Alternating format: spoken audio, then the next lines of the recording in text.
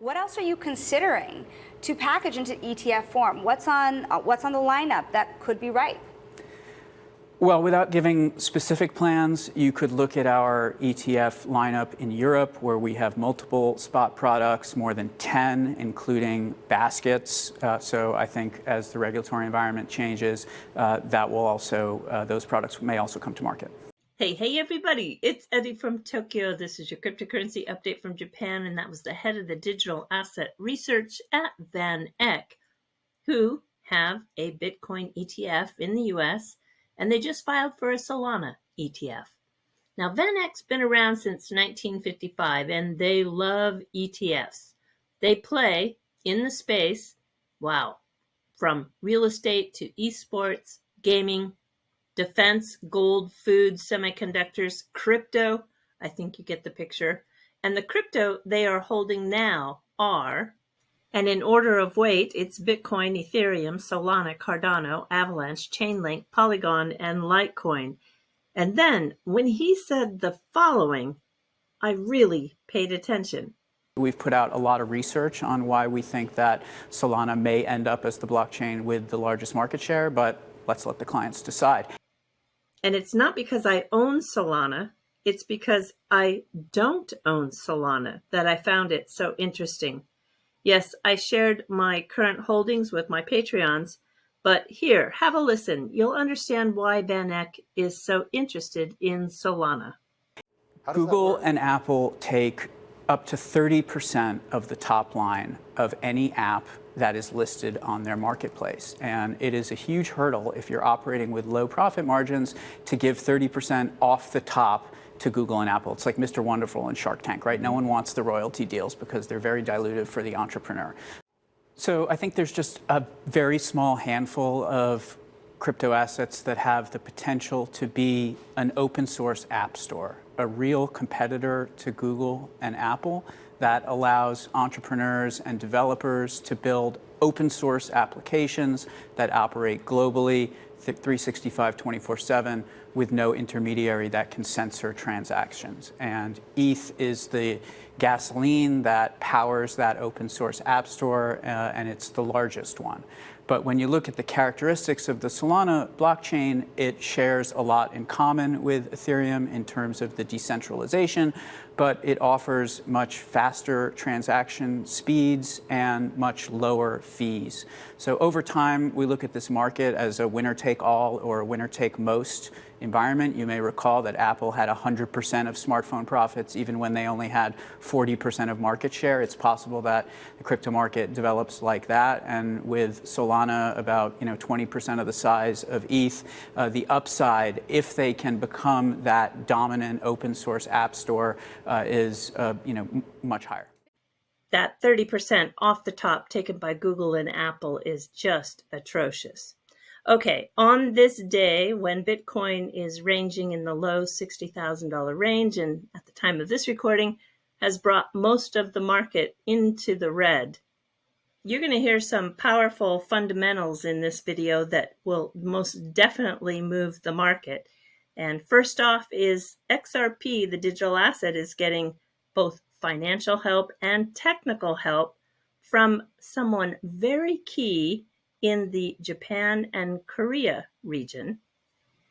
You also won't believe the integration Flare pulled off, and Gala too pulled something off that, well, I hope will breathe some life into that token. And one more reason why I'm bullish on XDC. All right, everybody, come on, let's go.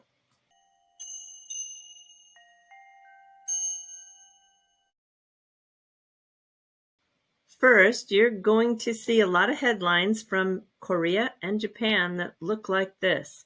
Infinite Block is the only company in Korea that has completed the Virtual Asset Service Provider license last year, and they add XRP Ledger assets to its custody. Ripple announced applications are now open to fund XRP Ledger projects in Japan and Korea. Ripple's vice president, Emi Yoshikawa, gave an interview to a Korean media that said that they're going to support Korea's web technology financially and technically.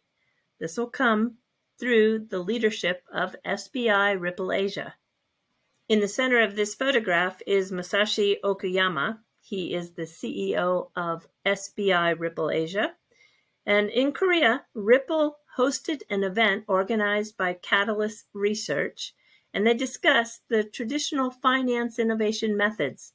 He aims to utilize the capabilities of the SBI Group investment arm, and they're going to create funds to discover these new companies, which is why you want to keep an eye on Japan and Korea.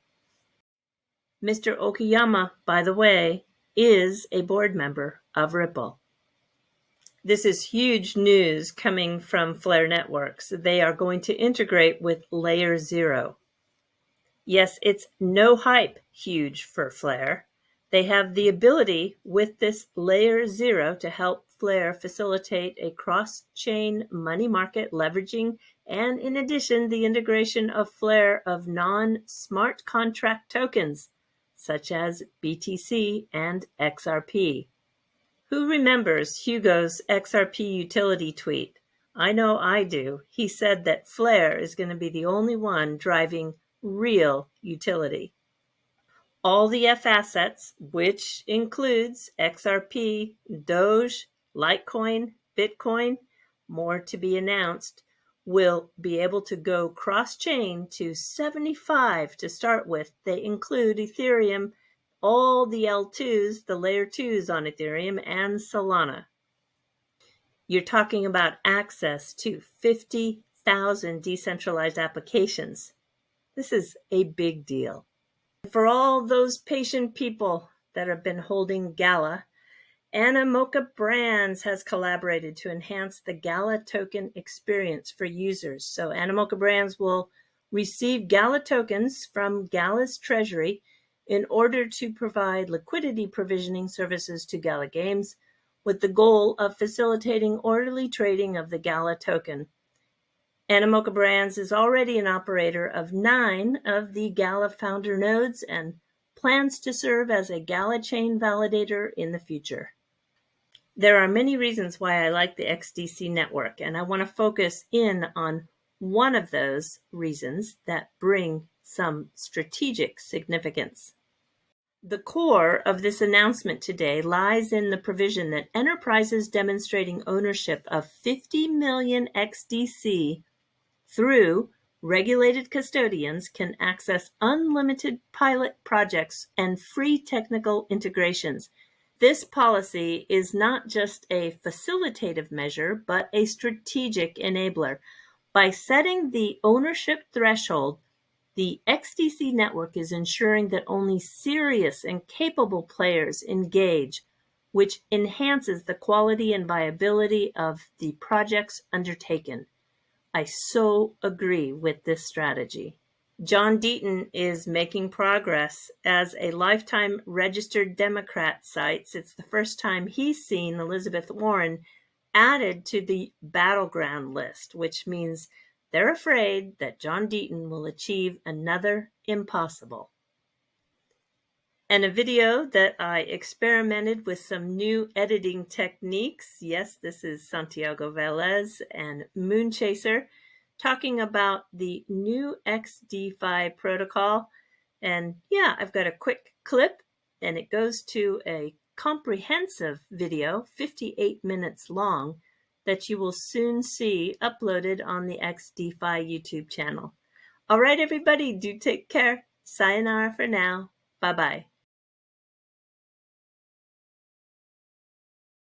All right, guys, welcome. My name is Santiago Velez. This is our first edition of XDFi Protocol Educational Series.